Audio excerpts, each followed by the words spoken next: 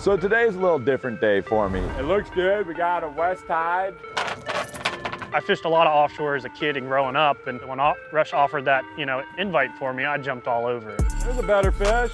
You out there, buddy? I'm not sure. Mackerel, little yellowtail. And once again, Key West does what Key West does. Yeah! Little cobia. Well, we know there's a couple here. Another one of those little yellow jacks. Offshore fly fishing is definitely a unique experience, and it's an opportunistic thing. Woo! Look, that's not the biggest amberjack in the world. No, but that was a ton of fun. On the right setup. I love the offshore stuff, and I kind of, forget about it a little bit till I get back out there. What you got there, bud? Very nice. He jumped all over that lure.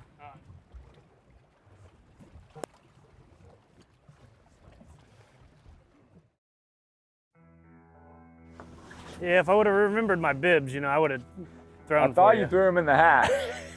Mine will fit you. So today's a little different day for me. You going small mesh or big mesh? I'm gonna go big mesh because I think there's some Spanish sardines and everything mixed in here. I'm not taking a client out. I'm taking out a fellow guide. Nice and clear in here at least. Yeah. I'm taking out Jarred Cyr, who happens to be one of the best flats guides around. One thing about catching bait, having some water underneath you definitely helps. He keeps his boat here at Ocean's Edge with me on the other side, on the flat side. Jarred has grown up down here his entire life. His dad was a guide when I was growing up, still is a guide to this day. Jarred is just a great guy to be around. Beautiful bait. Ah, it's perfect. Nothing makes a day better than a well full of pilchards. Recently, I was able to actually catch a day out in the boat with Jarred. Too much. It's quiet over here. Yeah, you ready to go catch fish? Hell yeah. Why don't you give me a shot over here, just that last little bit of sand. Yep. 2 o'clock. Yep. I really don't get an opportunity to spend a lot of time on the flats. It's something I didn't do a lot of growing up. Oh, you got him. Nice. Good shot, dude. Yes, sir. Man, good job, dude. Oh, that was a good one. Nice, dude. Look at that one go. I like it a lot. Ugh. Any chance I get to jump on a flats boat, I'm gonna take that opportunity. Nice. Good job, Rush. I mean, he ate that, what, 15 feet in front of the boat? I'm Yeah, sure. They're aggressive, man. Jarred took me fishing, so of course, I definitely want to show him a good time out on my boat. Got him, look at that one. Yeah, thick one.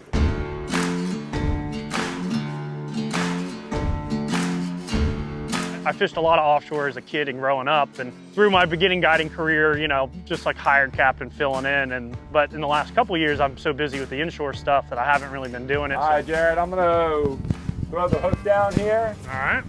It looks good. We got a west tide. Rush offered that, invite for me. I jumped all over it. When Rush and I were talking about our game plan for this trip, just trying to do something a little bit different. There's been some great action on the reef. You want to throw this in that chum Look at bag? him go. Yeah, I got you, buddy. Thanks, bud. And he knows I like to fly fish. I like anything sight fishing.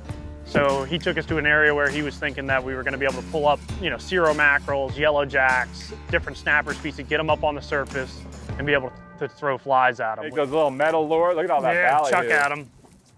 Take those little metal lures and start throwing them in there. I haven't seen a sail yet. Offshore fly fishing is definitely a unique experience, and it's an opportunistic thing. We'll sit here for a little bit and then we'll Yeah, get let this rigged up. chum get going. And Yeah, we'll get rigged up. And a lot of times you got yellow jacks and mackerel. The tuna will come up in 35 foot of water, sailfish. I would have a fly rod rigged up, Jarred. you want to do a little one first, or you want me to rig a big one too? Honestly, I would have both rigged. Because we're on the flats, we're stocking, getting shots at singles or small groups of fish. Where in the offshore world, we're taking a bunch of bait and basically creating a bait ball on the surface. Don't need this bonefish fly anymore. Start putting the chum out, you start catching stuff on spin to bring the action up, and then all of a sudden you'll see them start coming and popping the baits on the surface. And that's where the fly comes in. Oh, there he is. Got him? Yep. What you got there, bud? Mackerel.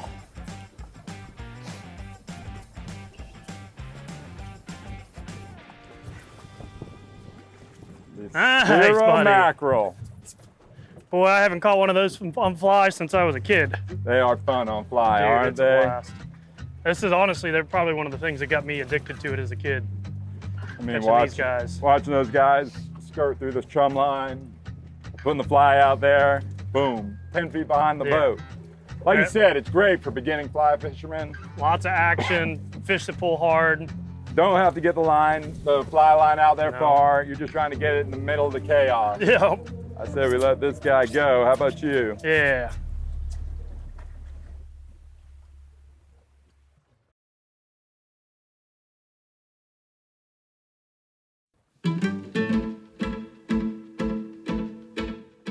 For me, reef fishing on the shallow patches, 35, 40 foot of water with live bait is some of the best fishing you could do in the wintertime.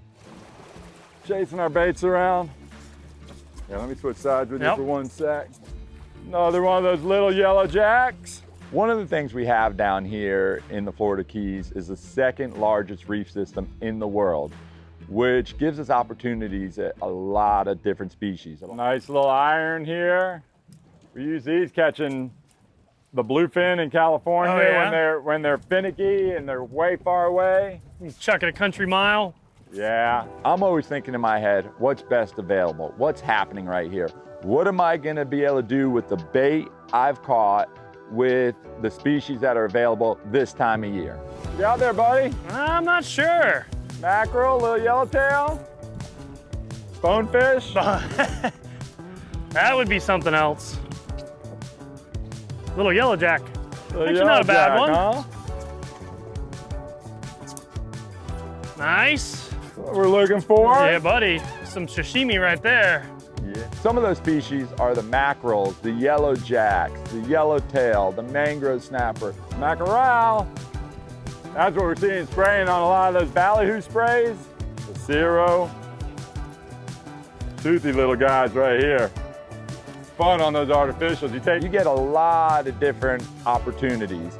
If you want to just fish light spin tackle, you can. If you want to bust out the fly rod, you get tons of shots on fly. If you want to throw poppers, artificials, lures, whatever you want to do, the options are there. One of the cool things about the offshore stuff is you never know what you're gonna get. There's a better fish. Nice. That's got to be a nicer yellowjack, I would think. That shake. Look at that thing shaking his head. Oh yeah. He's angry. He's angry. Can you see it back there? Are you coming back over here now? Yeah. Oh, I got eaten right there. Doubles. Double. Let's see what we got here. I'm kind of Nice. interested. Foul hook, it's a yellowjack. Is Oh it? no, you know it is a Bonita. Oh, no way. A Bonita. Nice. Never know where you're gonna hook out here on top of the reef, you know? Oh yeah. 35 foot of water. Everything comes up in here chasing ballyhoo. That's fun on artificial. Nice. Oh, that's a good bonita too. Yeah, you wanna grab them really quick? Yeah. Very nice. That was a lot of fun. Yeah, buddy. Oh, look at that. Bonita. Look what I got. I wasn't expecting that. Yeah. Bonus critter. Oh yeah. I could use a few of these for bait. Yep. My freezer is low.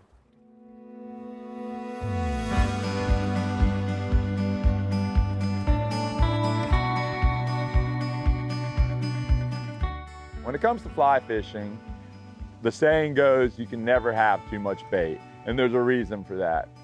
You're not just taking a bait and putting it out there. You're chumming, you're throwing a lot of bait over the side to get these fish popping, to get these fish in a trance. Must be the mangrove snapper hole back there. I think I Yeah. got another one. To get them so locked in on that bait, when you present that fly or you present a lure out there, they're gonna have no other choice but to eat it. Amazing the bend you can put in these things. I know. Step up here. See if I can get them without dropping them off. I need my landing net. Nice. A little better one. You can see why they call them a yellow jack. Yeah. Look at all that yellow on them. I love the electric blues they get too when they Oh light up. yeah, and that purple. Mm-hmm. Our inshore and offshore fisheries are, they're definitely different worlds, but it all kind of works all in the same. Hooked up. Get him, Jarred. A little bit bigger than a little mangrove snapper, isn't it? Yep. Look at that. Oh yeah, look at that guy. That's a Key West flag, isn't it? You don't see them like that on the flats, do you? I get onto a flat, I'm looking for tide, I'm looking for water temperature, wind direction, playing all these variables in. Well, they're doing the same thing in the offshore world, just a little bit different. Mr. Barry. Hang on, hey, try not to get bit. Shoot, we were looking for these all day. I know. You didn't need a cuda lure, I can tell you that. Hooked up. Hooked up. Just had to get this guy out of the way. You know, they don't like those predators. It's neat for me to like know all that's going through my head inshore and then riding out with Rush and watching his brain work and see how he's calculating his next move. Barracuda and a yellowtail. Yep. Dynamic duo of the Reef. Yeah, man. They have a love-hate relationship, don't they? Yep. Boy, look at the colors on this one. Oh, yeah. You are a foul creature. Just...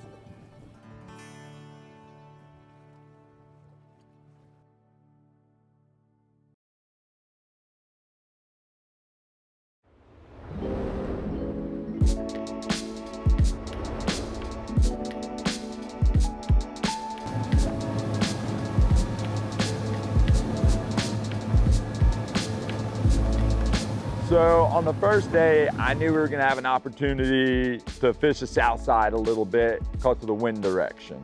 I knew the second day with that wind starting to clock around, I was gonna get a slight weather window up in the Gulf where it was gonna be nice and calm.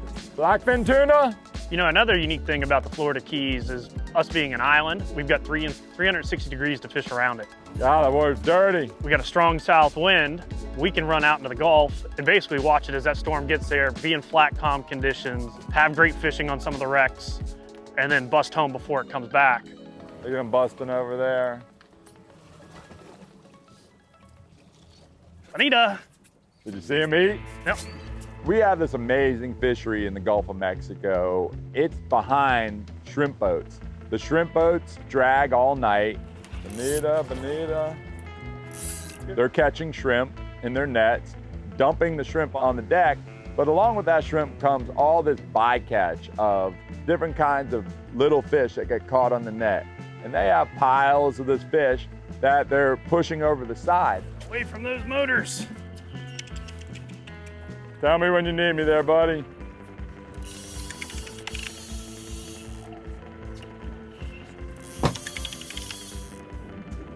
Told you you're gonna see your backing today. The tunas, the bonitas, the cobias, they all follow those boats. They all live behind those boats and know that that's gonna be a food source when all that stuff gets pushed over the side. That's not your average shrimp boat bonita right there. No. That's an Atlantic bonita right there. Caught a couple world records out here on fly. Oh, absolutely. Biggest bonitas I've ever seen around here. Yeah. God, look at the green color in that one. Look at all Well, I think they're trying to match the water right now. Yeah. It is green. that. Dude, you see these little finlets? Oh yeah. How they move with them? I mean, it's such a hydrodynamic fish. This all flushes in. Built for speed. Yeah, buddy. After catching a few fish at the shrimp boats, I knew of a wreck nearby that holds some cobia that I wanted to check out. So let's just put the chum out, catch a few snappers, I'm into it. see if some cobia will pop up. Got on the backside, seas laid right down, and jumped up to, you know, some wrecks that he knows about, and you know, and it's a totally different environment. You know, 30 miles away from each other, you got blue water on one side, you got green water on the other. 2, 3. Get him, get him for that glide, get him, short pumps, there you go. Good job, dude. That might be a shark or a cobia if he's coming up high. Hopefully,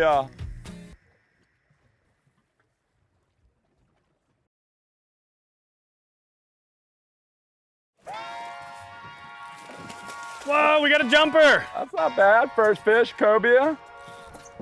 He doesn't look ready for me to grab him yet. I don't Yeah. know. He doesn't look ready. Yeah, he's close, but I still think he's on the Yeah. short end. Give me a little bit of slack there. Yeah, I will. Nice, dude. Man, I like that. This is the first fish of the spot. Yeah, no, dude, it's good start, good sign. We're marking a lot of fish. Let's let this guy go. He's not gonna quite make the cut. Yep, let's get his big brother. And once again, Key West does what Key West does. You know, you don't have the best conditions, you don't have the best weather, but there's always opportunity to go out there and have a good time. There's bad people down there. bad, people. This might be a little cobia. See how it's starting to come out a little bit? You can see it down there barely. Can you tell what it is? Mutton snapper? It's got a little tannish to it. Mutton, isn't it? Told you mutton snapper live out here. That's what it is. Told you mutton snapper live on this wreck. It's the weirdest thing. Every once in a blue moon. And you can tell they're eating crabs and stuff. Color? By the color. Look how pink he is. That is a pink one. You have so many different variables. You have so many different places. You have so many different things you could do here. So many different ways to catch the same species we catch on a daily basis. Get them up. Get them up. There you go. Ooh. Oh, that was a wreck. You upgraded, huh? That was cobia pulling hard like that. It might be a jack valve too, so I'm thinking you don't have to get them up. Generally, they won't get eaten. Generally. It is a jack. I'm expecting those to come up to the surface and start busting. A lot of times here I'll see them on the surface. Jack. Little amberjack. You need help with that, or you got that? I think I could get it. I'll come behind you, Jarred. Me and Jarred go out there. We do what we do. We catch fish all the time, but we still enjoy going out there and making the most of the opportunity we had. Oh, you know who that is? Yep. Not the guy I'm looking for. Come on. See if I can land him on this light stuff. I've had a really good time this week. Might be a Bonita. I almost got to see what one of those looked like yesterday. You almost did. What happened? I was gonna jump. That's a cobia. Yep. Yeah. A little bigger, I think. I love the offshore stuff, and I kind of, forget about it a a till I get back out there. Let me know when you want to tap out. I'll come down I'm just there. being careful. It's light line. Oh, there he is. Hey! Hey! Good job, dude. Me? Good job to you. Man, you look like a pro down there. Look at that. And I'm excited to see what the future holds for us.